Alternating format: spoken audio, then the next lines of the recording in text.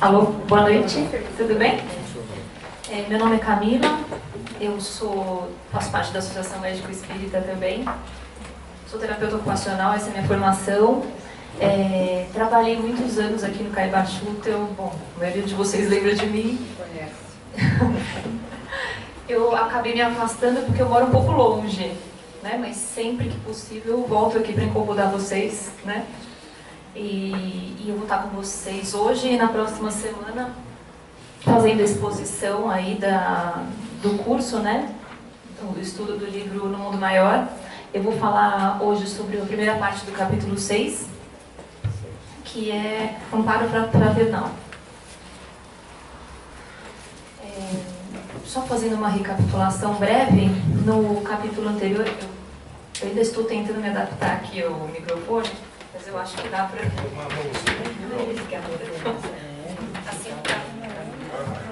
Assim fica mais fácil para me locomover. Então, no capítulo anterior, a gente observou, né, a atuação da benfeitora Cipriana, que é um espírito, né, que tem elevado as conquistas no campo do amor fraternal. Esse amor que fortalece e aperfeiçoa os seres, que é fonte de compaixão e bondade. A Cipriana, ela, assim, de certa forma, ela é comparada, né, com uma portadora do divino amor maternal. Como vocês, não sei se vocês se lembram, mas acredito que sim, ela chega a ser comparada à Mãe Divina, Maria, né? Quando aparece aquela visão dela, né? Quando as pessoas observam ela ali no plano espiritual, com todas aquelas cores, né? Com aquela energia, com aquela vibração, ela chega a ser confundida com a própria Maria. Então é aquela que provê aconchego, que sustenta afetivamente e que dá equilíbrio à racionalidade. Ela desenvolveu todas essas características, né? E por escolha própria, ela opta por oferecer esse cuidado aos menos favorecidos. Eu trouxe só uma informação complementar aqui que eu achei importante. Vocês conhecem esses termos... Maternidade vocês conhecem, mas você conhece esse termo maternagem? É um termo muito usado na psicologia. É diferente de maternidade. Maternidade é a qualidade ou condição de ser mãe. É um laço de parentesco, né? Que une mãe e filho. Já a maternagem, você não necessita necessariamente ser mãe para exercer a maternagem. Você oferece o cuidado próprio de mãe. É aquele cuidado afetuoso, dedicado. Nós. Vocês? Eu também, eu não sou mãe, mas eu sei exercer a maternagem. E a maternagem, ela é uma escolha, né? É um desejo de servir que existe tanto nas mulheres quanto nos homens, que pretendam dedicar-se por amor. Então, embora o conceito venha da mesma raiz de maternidade, não significa que toda mãe é maternal. Acho que vocês já devem ter observado no dia a dia, né? Tem mães que não têm essa característica, essa habilidade.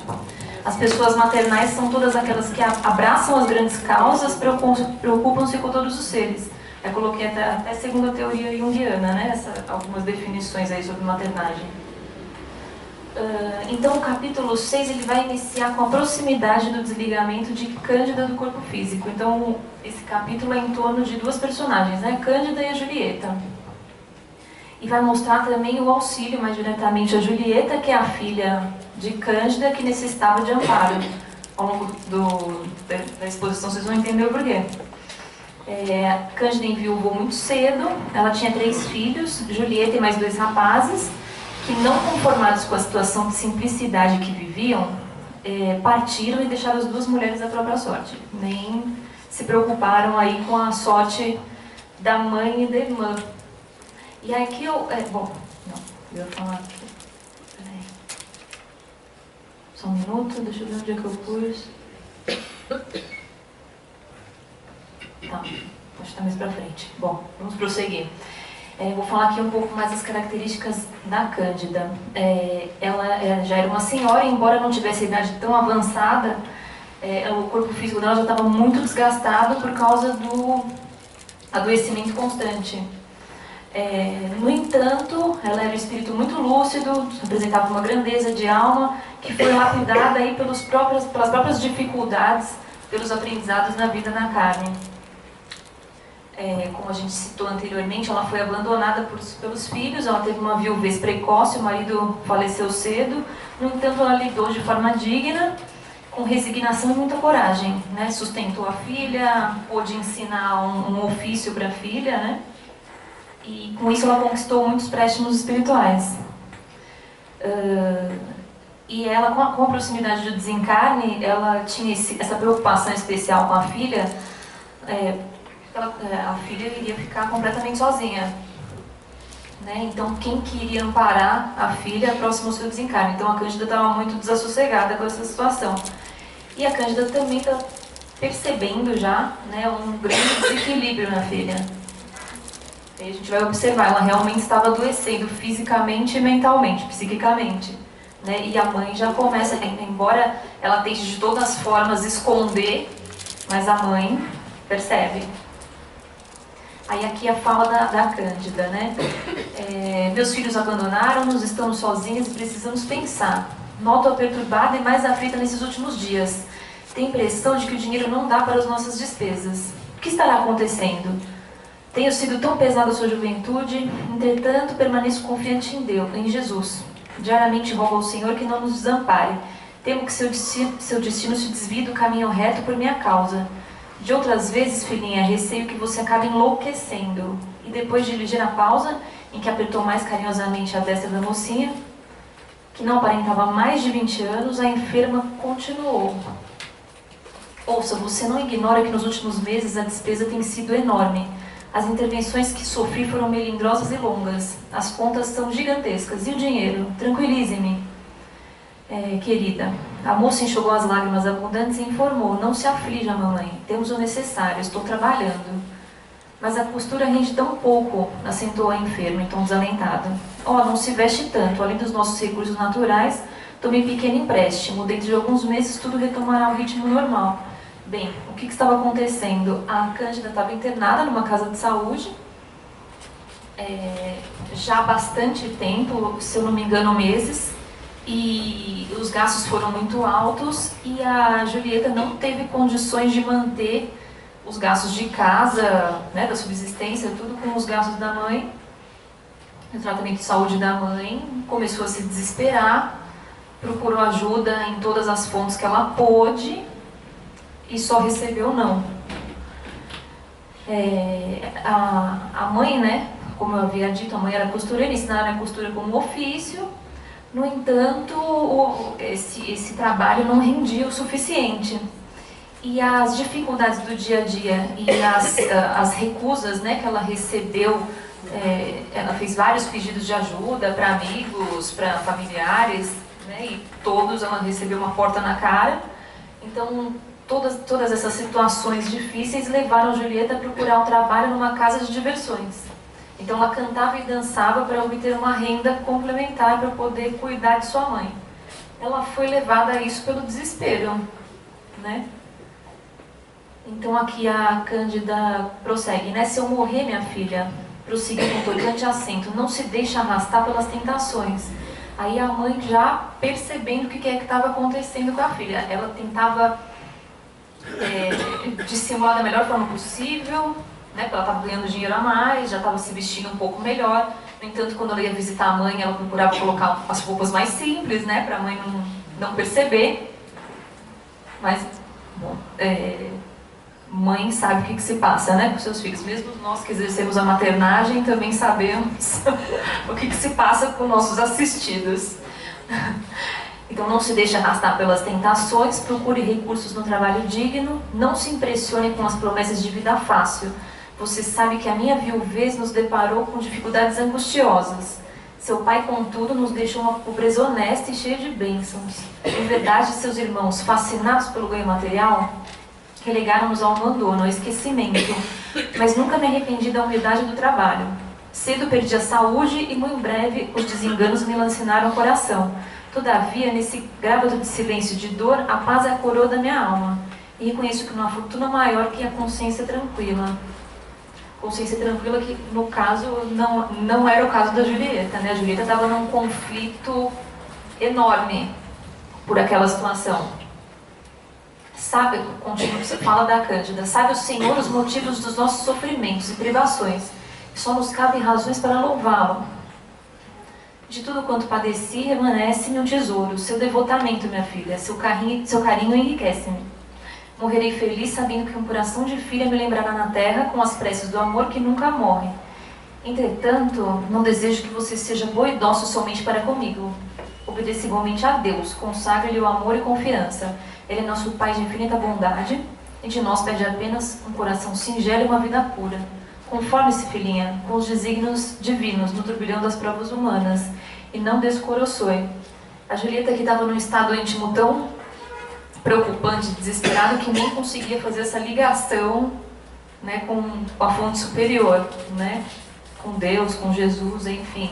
Ela não conseguia sequer levantar uma prece, porque ela se sentia tão angustiada, tão culpada por essa situação, que ela não conseguia fazer essa ligação. Aqui eu retomo um pouco o que é viver com simplicidade, né? A Cândida, ela pontua sempre isso para a Julieta. O importante é ter uma vida simples, mas honesta, né? Mais digna. E a Julieta, ela absorveu esses valores da mãe. Por isso que ela se sentiu em conflito quando teve que procurar outro trabalho, enfim, para ganhar mais dinheiro, para poder sustentar e sustentar o tratamento da mãe. Então ela absorveu esses valores que foram passados pela mãe. No entanto, aqueles dois irmãos, né, que fugiram, que saíram de casa, enfim, fugiram, né, eles abandonaram a mãe e a irmã. Em nenhum momento eles pensaram nisso, eles tinham vergonha da pobreza, da simplicidade na qual viviam. E aí aqui eu só coloquei um slide assim sobre essa questão da simplicidade. O que é viver com simplicidade, né? Simplicidade, ela não significa exatamente renunciar a tudo que nós conquistamos. As pessoas pensam que simplicidade é sinônimo de pobreza, né? Mas isso está além das questões materiais, é um estado íntimo. Se relaciona a ter uma vida exterior mais comedida, sem exageros, e dá mais valor, mais importância, mais ênfase, né, para uma vida interior rica de valores elevados. Simplicidade, então, é concentrar esforços e dedicar o tempo e os ganhos financeiros no que realmente tem valor para cada um de nós. E que na maioria das vezes a gente coloca o foco em detalhes sem importância. Geralmente a gente associa um padrão de vida econômico elevado com qualidade de vida. No entanto, a gente observa que a felicidade, ela não está exatamente nos objetos, né? Nos ganhos, em ter, e sim em ser, né? E com isso a gente acaba se afastando do que realmente traz qualidade de vida, baseando os valores nesse consumismo exagerado que, enfim, os nossos tempos aí convidam a gente. Eu também peguei esse pequeno texto, não é pequeno, tem 4 slides, chama Convite à Simplicidade, do Divaldo Pereira Franco, pelo Espírito Joana de Ângeles. Eu vou ler para vocês, que eu achei interessante para complementar o capítulo. Considerai os lírios. Complementos e atavios representam não poucas vezes dispensáveis adornos. Como o excesso em uns é escassez noutros, onde abundam complexidades, rareiam sensatez e equilíbrio. O belo exterioriza-se em aura de harmonia e força de beleza. O belo exterioriza-se em aura de harmonia, e a força da beleza reside na descrição da simplicidade. A sabedoria consiste em apresentar com simplicidade os mais complexos conceitos, utilizando-se de expressões fáceis. Supõe-se muitas pessoas que as construções verbais gongóricas, em que abundam verbetes inusuais, revelam conhecimento. Verdadeiramente, tal comportamento reflete exibição de linguagem com prejuízo da clareza da informação. Quer dizer, até na nossa linguagem a gente não precisa ser tão rebuscado, né? Até nisso a gente pode observar a simplicidade. A vida moderna, com as múltiplas facetas em que se apresenta, constringe o homem, tornando-lhe muito da espontaneidade, engendrando fugas psicológicas da realidade, que funcionam como drenos à emoção sobrecarregada de tensão e ansiedade. Simples, pulcras, são todas as coisas de elevada grandeza e de alto sentido espiritual. Os homens que se notabilizaram nos diversos campos de conhecimento humano e se revelaram protótipos da beleza espiritual nas artes, filosofia, mártires da fé e heróis da renúncia, se fizeram caracterizar e se engrandecer através da simplicidade, envergando as vestes da humildade. Os utilitaristas estão engajados nos grupos dos oportunistas e se mascaram com artifícios superficiais, impressionando pelo exterior, todavia vazios de conteúdo e valor. Vencem pela força incapazes de se vencerem a si mesmos. Arrimados à petulância, tornam-se violentos e sem qualidades morais legítimas, preferem ser temidos por total impossibilidade de se fazerem amados. Constituem as classes dominadoras, transitando pelos estreitos corredores das tormentosas frustrações, que não raro terminam na porta falsa do suicídio direto ou indireto.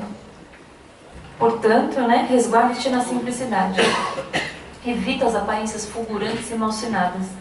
Reflete na lição do Senhor em torno dos vidros do campo, e sua beleza comovedora, insuperável, medrando a esmo do lodo, exteriorizando o aroma penetrante. Ele próprio, nosso Senhor Divino, cantando e vivendo as excelsas belezas do reino celeste, se utilizou da simplicidade de tal modo que seu evangelho continua como um hino de luz, tecido com as melodias inspiradas no povo simples e sofredor de todos os tempos. Então, aqueles irmãos, eles não se conformaram, não se resignaram em viver naquela situação simples, não absorveram aqueles valores passados pela mãe, enfim. E aí buscaram ter uma vida aí apoiada em consumo, em outros tipos de valores aí que a gente bem conhece. Agora vamos retomando aqui a história da Cândida e da Julieta, a preocupação da Julieta em torno das dívidas, enfim. A princípio, por si só, Julieta conseguiu satisfazer as exigências financeiras, como costureira, o ofício que a mãe tinha ensinado. Com o escoar do tempo, viveu, porém, a pobrezinha, duelo tremendo entre necessidade e esgotamento. Exaustas as possibilidades de que dispunha, como eu já disse, recorreu a parentes e amigos que se mostraram indiferentes. As despesas continuaram crescendo, a costura não lhe oferecia a compensação necessária, bateu em todas as portas que permaneceram seladas, e aí, como eu já disse no começo, ela acabou cedendo ao insidioso convite, passou a valer-se da noite, trabalhando numa casa de diversões, com o intuito exclusivo de agenciar mais dinheiro. Ela não foi para a festa se divertir, era realmente um conflito interno. Nisso, Julieta conheceu Paulino, que a gente vai falar mais um pouco mais na semana que vem, sobre a personalidade dele. Foi uma pessoa que lhe ofereceu proteção prematura e a quem ostentava Julieta como um verdadeiro troféu por conta da sua beleza física. Então ela acabou trocando seu quarto, na modesta casa que tinha com a mãe, pelo centro de diversões, e estava sempre acompanhada por Paulino, mesmo quando ia em outras festas, e esse sempre querendo se aproveitar da sua juventude e beleza. As aflições sucessivas da menina alteraram-lhe a saúde. Ela começou a ficar extenuada, doente. Isso o André Luiz e o Calderaro eles vão observar mais especificamente mais à frente. Recordando os exemplos maternos, os valores oferecidos aí pela mãe, experimentava atrozes perturbações conscienciais. Os prazeres fáceis já não amainavam um coração sensível e afetuoso. O dinheiro já não dava alento para ela. A maneira que conquistava ali admiração para os dotes físicos que possuía parecia perder a paz de si mesma. Presa de inconhecível abatimento, passava dia e noite sob fortes atritos da própria razão. Por que não persistira na vida modesta até o fim? E como falar isso para a mãe nessa altura do campeonato, Oi? Situação complicada. Eu tento me colocar no lugar. A gente tenta fazer o exercício de se colocar no lugar. O que a gente faria no caso, Foi o desespero realmente que levou ela a essa situação. E aí, gente, eu fiz um paralelo aqui. Eu fui dar uma olhada como é que era a situação feminina lá na década de 40, quando se passou essa história. O livro é de 47, certo? E eu falei, como é que as mulheres viviam naquela época? Eu sou muito feliz de viver agora aqui em 2016, porque a situação para a mulher naquela época era muito mais difícil,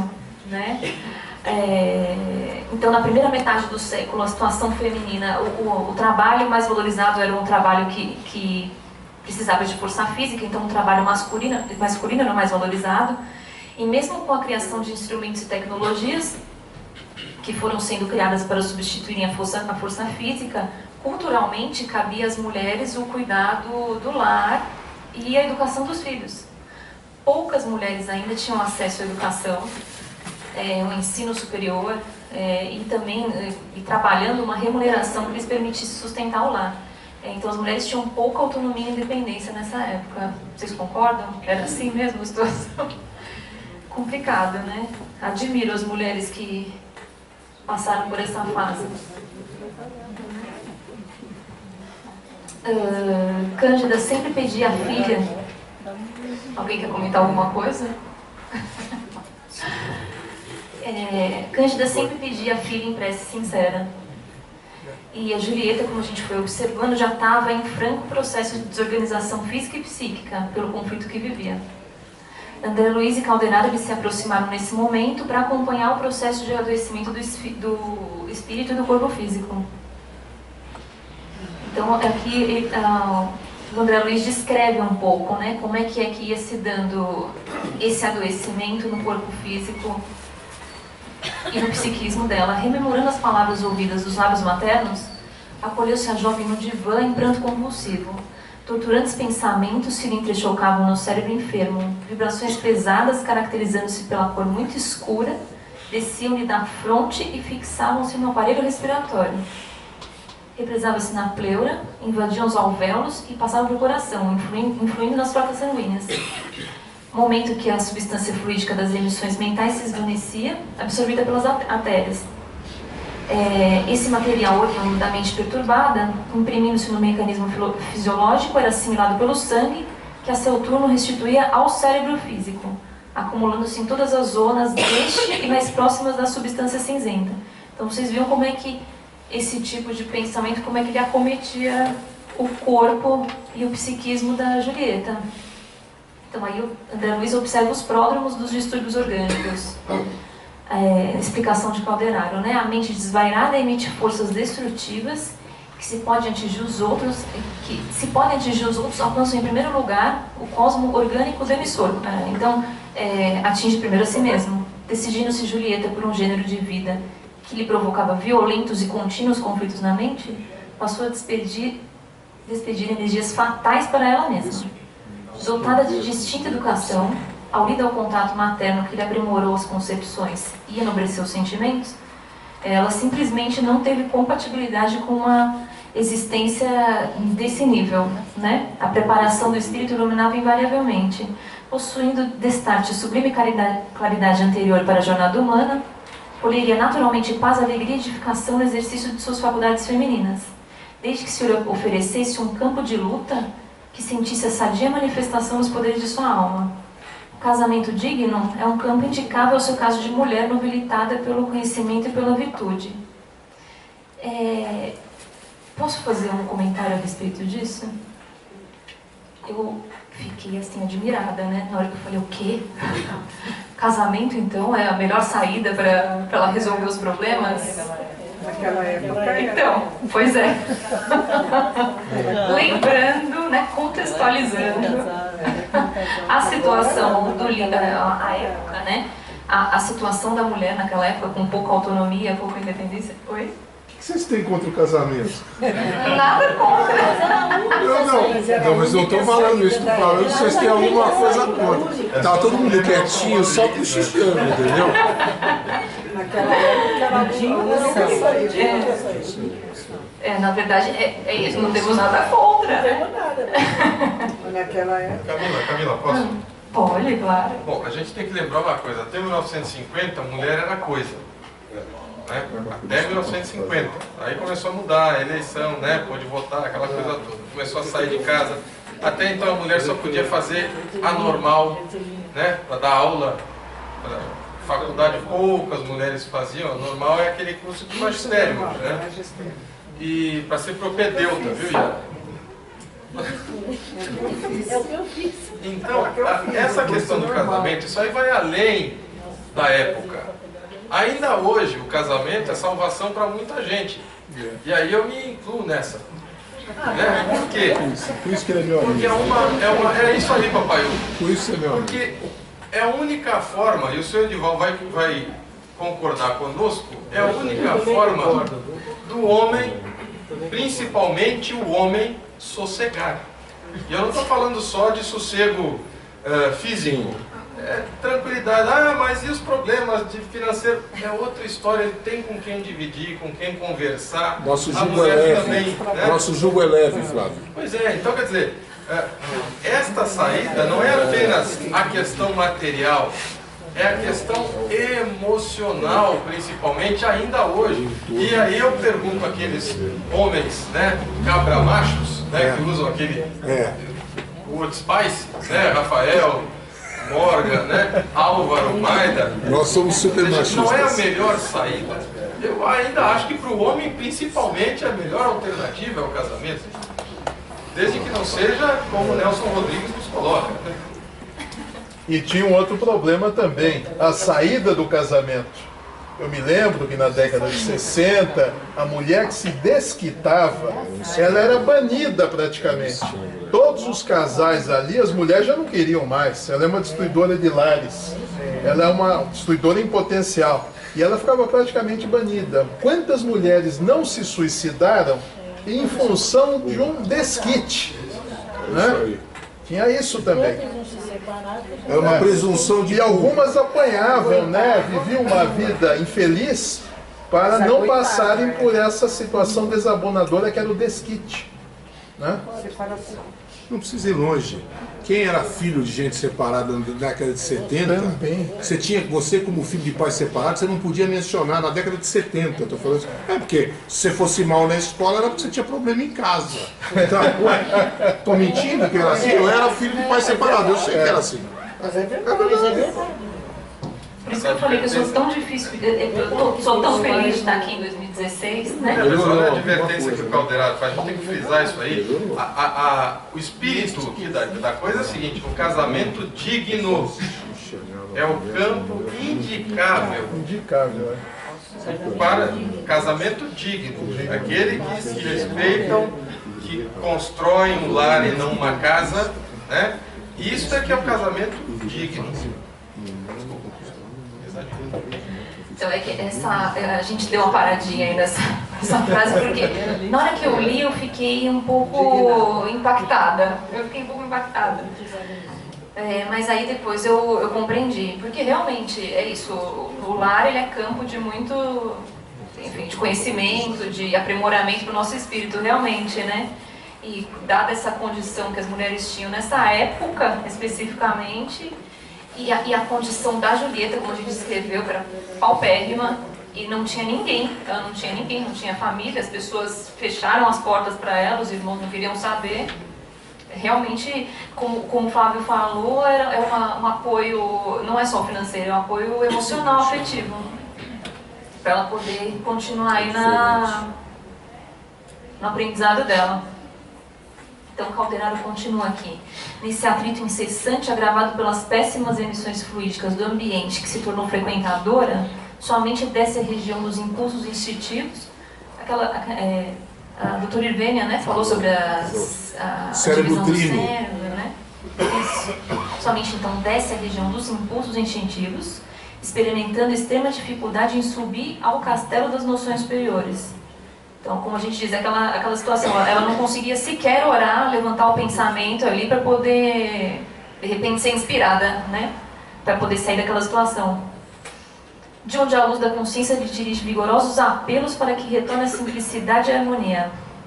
Tal situação impede que a prece fervorosa, santificante e regeneradora.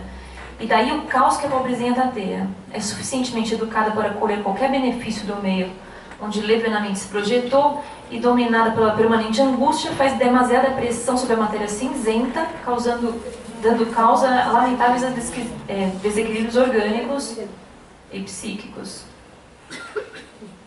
E aí o André Luiz pergunta, mas isso não é então um começo de uma encefalite letárgica? O Calderaro responde, não está só ela simplesmente ameaçada pela encefalite letárgica, a vizinhança da loucura mesmo, de um transtorno mental se instalar, provocados pela disfunção celular. não somente isso, Julieta, nas circunstâncias em que observamos, pode ser atingida em outros centros vitais. Como eu disse naqueles slides lá que eles estavam observando, né, os pensamentos dela, como é que agiam no corpo, que atingia os alvéolos, né, os pulmões. Ela é capaz de apanhar uma tuberculose e também ser vítima de deploráveis intoxicações do sangue, passando aí a ter desarmonias no fígado e outros órgãos, o que ia causar uma ruína, né, e morte do veículo físico. A eterna sabedoria, no entanto, examina o móvel de nossas ações e, sempre que possível, de pronto nos reergue. Somente quando nos mergulhamos no total eclipse do amor e da razão, deliberadamente fugindo aos processos de socorro divino, mantendo-nos, né, por escolha própria, nas trevas completas do ódio e da negação, defrontamos com absoluta dificuldade de receber essas influências salvadoras. Então devemos esperar os atritos cruéis do tempo, aliado às forças de caráter compulsivo das leis universais. Então a gente realmente passa as dificuldades lá para sentir na pele, né? Se a jovem não pode levar-se ao plano superior, como uma ave ferida, né? A própria mãe doente, que através das suas orações transformadoras que foi conseguindo o auxílio aí para a filha. Então a filha estava socorrendo o corpo da Cândida, mas a Cândida conseguiu aí de certa forma com certeza salvar a alma da filha. Em vista disso, eles iam observar então a atuação da Cipriana naquela noite. No entanto, eu vou dar uma parada por aqui. A segunda parte vai ficar só para a semana que vem. Poxa, agora tá todo mundo se animou. Todo mundo se animou? Então agora o clímax vai ficar para a semana que vem. A atuação da Cipriana, como é que foi feita essa reabilitação da Julieta, a gente vai conversar na próxima semana. O papel do Paulino aí, como é que foi feita também a assistência a ele, enfim. Mas eu trouxe aqui alguns trechos falando sobre compaixão, sobre o jugo leve, essa questão de entrar em contato, né, com o ser superior, com nossos amparadores, para poder refazer essa conexão e realmente a gente poder ser amparado, né? No trecho, né, que fala sobre o jugo leve de Jesus, ele fala: vinde a mim, todos vós que estáis aflitos e sobrecarregados, que eu vos aliviarei. Tomai sobre vós o meu jugo e aprendei comigo, que sou brando e humilde de coração, e achareis repouso para vossas almas, pois é suave o meu jugo e leve o meu fardo. Se a Julieta não tivesse perdido essa capacidade de se ligar a ela mesma, né, com os espíritos superiores, com seus amparadores, com certeza ela teria achado uma solução antes. No entanto, por uma questão de aprendizado, precisou passar por todas essas etapas, né? E aí ser amparada aí pela oração da sua mãe. Então que a gente, assim, acho que é um aprendizado, que a gente possa manter firme esse propósito, né, de sempre retomar essa conexão com Jesus, com nossos protetores, através de nosso castelo das noções superiores, a fim de podermos ser ajudados de acordo com nossas necessidades de aprendizado. E nesse slide eu falo um pouco a importância de a gente ter compaixão, né, porque o espírito da Cipriana acho que é bastante desenvolvido nesse sentimento, a gente talvez não. A importância de a gente exercitar compaixão para com os outros, mas também exercitar autocompaixão, né? Que eu acho que a gente esquece a maioria das vezes. Então, eu coloquei até um significado aqui desses dois termos, né? Compaixão seria um sentimento piedoso de simpatia para com a tragédia pessoal de ontem, acompanhado do desejo de minorá-la. A participação espiritual na infelicidade alheia, que suscita um impulso altruísta de ternura para com o sofredor. E aí vai levar a gente a oferecer ajuda. E autocompaixão? O que seria? Seria ser compreensivo e mais gentil consigo mesmo. Evitar fazer críticas destrutivas sobre si mesmo ou generalizações negativas. Aquela coisa de, as coisas sempre dão errado para mim, eu sempre trago tudo, né? E aquelas crenças que a gente tem a respeito de nós mesmos que não contribuem em nada, né? A autocompaixão não deve ser confundida com narcisismo ou autopiedade, tá? É um outro exercício, é um exercício de bondade, de compreensão conosco, né? Com nossas limitações e o desejo de seguir em frente e de melhorar, sem vitimismo, né? E eu trouxe aqui também mais uma mensagem de Emmanuel para a gente finalizar. Depois a gente acabou. Bem-aventurados os misericordiosos, porque alcançarão misericórdia. Diante de todos os desajustamentos alheios, compadece-te e ampara sempre. Perante todos os disparates do próximo, compadece-te e faz o melhor que possas. Todos somos alunos do educandário da vida e todos somos suscetíveis de queda moral no erro. Usa a misericórdia para com os outros e achará nos outros a misericórdia para contigo. É do Emmanuel com Chico Xavier. Então assim que eu encerro hoje. Semana que vem a gente está aqui de novo. Obrigada pelas contribuições que vocês fizeram, adorei. Nós temos 10 minutos ainda, Camila. Perguntas, quem quiser falar alguma coisa. Quem quer fazer algum comentário? Sem vergonha. Sim. Sem vergonha. Sem vergonha, Tem cachorro, que sem falar, vergonha. dá. Ô, passa pra cá. Tá todo mundo tímido, eu já vi que... Mas já que tá todo mundo tímido, eu achei muito interessante aquela passagem lá, com relação ao negócio, e achei muito feliz a colocação do Flávio. Acho que a gente tem que pensar muito no papel das mulheres na sociedade hoje. A gente está vendo atos lamentáveis, infelizmente, de uma total ignorância e desrespeito à figura da mulher. E é muito ruim isso, porque isso realmente impede o aprendizado, né? E o Criador é sábio naquilo que fez, soube dividir muito bem as funções, as capacidades e a sensibilidade. Então, acho que a gente só tem a aprender com isso daí. Agora, a maneira como as coisas são colocadas aí, faltou, a gente vai ver o desdobramento aí do Paulino, né, da Cipriana, mas está faltando isso muito aí fora. A compreensão de parte a parte das dificuldades que estão chegando nas famílias de todos. E que o papel do homem também mudou, não é mais aquele papel que se espera, é uma participação maior, não só no sentido da colaboração com as coisas da casa, mas com relação à educação com os filhos, né? E nisso também se avançou bastante. Agora, sem o lado religioso, sem o lado espiritual mais desenvolvido, a gente se colocando numa posição de humildade e reverência à criação e a nossa semelhante, que é a mulher, acho que fica difícil. Difícil de cumprir o papel do homem na sociedade, difícil de respeitar o papel da mulher, que tem uma acessibilidade e um desenvolvimento espiritual diferente do nosso. Então, aqui no ambiente espírita é mais fácil de falar. Lá fora está faltando educação. Está faltando educação no sentido amplo. A gente tem que reverenciar a figura da mulher.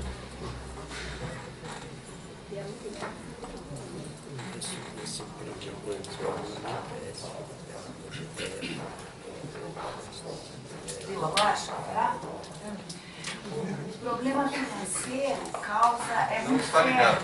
Não está ligado. Não, ligou? Legal. Porque mexe com a segurança básica, que seria alimentação, casa, sobrevivência básica. E mexe com a parte instintiva da sobrevivência.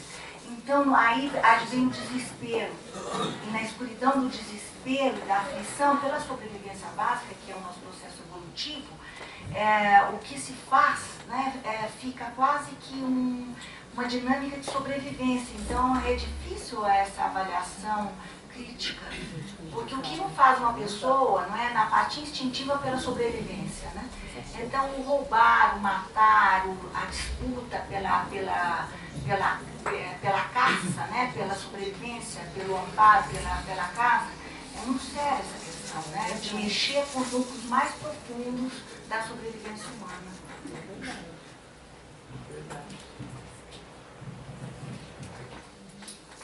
Boa noite.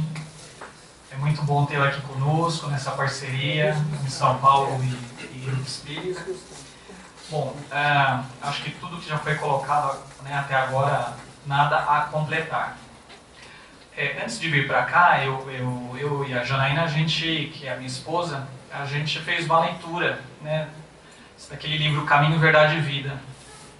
E o trecho que a gente leu foi referente ao momento em que Jesus aparece para Maria Madalena, né? Alô? E aí tem tudo uma discussão em cima, né, da figura da Maria de Magdala. E o que eu gostaria de destacar é a questão do não julgamento.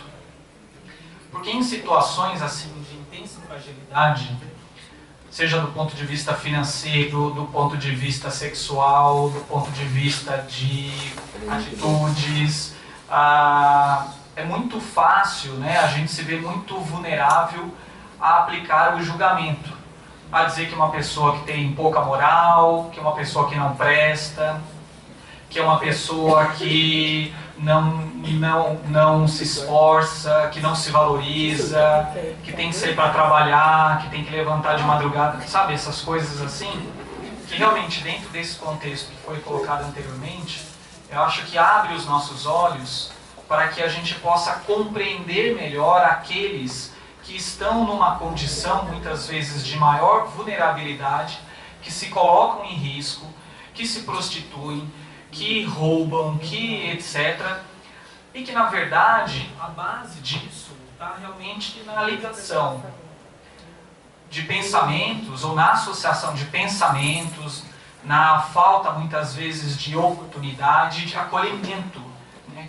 Que não só do ponto de vista do Estado, do ponto de vista de governo, mas também do ponto de vista da organização enquanto sociedade, para que você consiga evitar, minimizar e proporcionar condições realmente adequadas para que as pessoas vivam de maneira digna.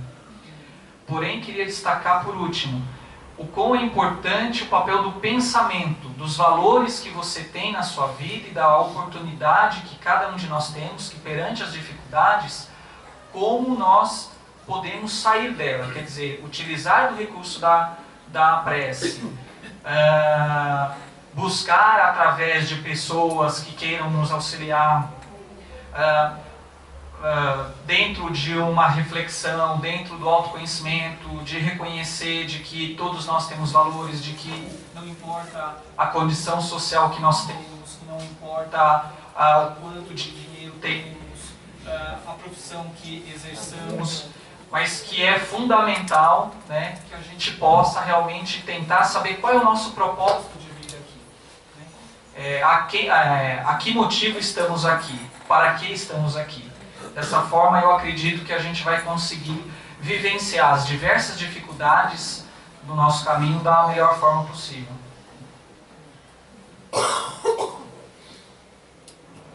Que Luiz, aquilo que a gente estava comentando, né? Acho que é o que faltou a Julieta, né? Esse recurso da prece, da oração, ela se sentia, talvez não se sentisse tão digna, né? De fazer essa conexão aí com Deus, com uma fonte superior, né? E isso justamente foi a queda dela, né? Para o adoecimento tanto físico quanto mental.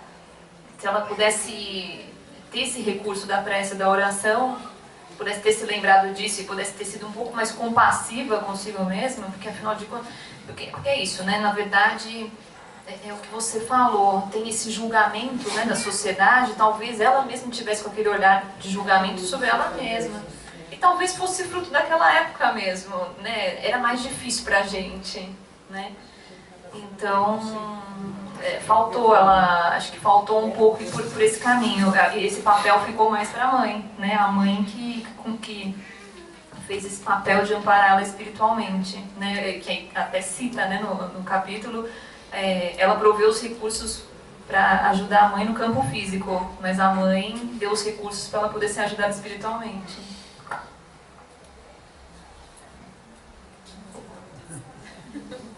Tem alguns minutinhos ainda.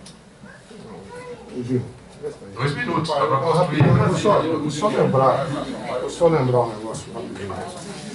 Aquela passagem, uma passagem que eu acho marcante, que vocês dois feriram a questão do sentimento, que é ligado a essa questão do sexo e tudo mais. Lembrei de Sexo e Destino, lembrei deles procurando alguém de boa vontade para salvar a Marita e não encontrando. Então acho também que nós estamos vivendo uma época que, raras exceções, está faltando muito o valor da boa vontade. Então é o que o nosso querido doutor Luiz colocou muito bem.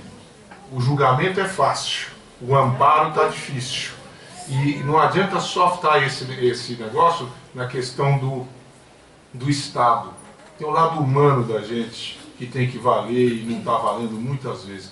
A gente está esquecendo, primeiro é a pancada, é o julgamento, isso é constante. Agora, essa coisa que ele colocou, que o doutor colocou muito bem, do amparo, isso aí está faltando, o acolhimento está faltando. Então você só critica. Criticar é fácil, o difícil é ter boa vontade com o semelhante. Mas há uma maneira de julgá-la. Vamos julgá-la, né? O que faria eu no lugar dela? Pronto, está julgado. Ah, eu não faria isso. Então passa pelo mesmo problema. Por isso que Jesus falou para a moça, para a adúltera. Nós somos os adúlteros de todas as encarnações. Eu não te condeno, porque perdão só quem está envolvido na história pode dar, e Deus, quando deixa nos reencarnar com as pessoas que precisamos reparar. Então Jesus falou, eu não te condeno. Por quê? O que a Cipriana falou no capítulo anterior. Como é que nós podemos condenar alguém se nós poderíamos ter feito coisa pior? Então o julgamento de cada um é o que faria eu, sem hipocrisia. Eu faria a mesma coisa. Portanto, eu não posso julgar ninguém, eu preciso amparar. Eu? O Flávio? Eu saio perdendo. Vamos encerrar. Gente, muito obrigada. Obrigada pelos comentários. Mais uma vez, né, vocês do Caibá me ensinaram tanto. E nos vemos semana que vem, então, com a segunda parte desse capítulo, tá? Boa noite. Não só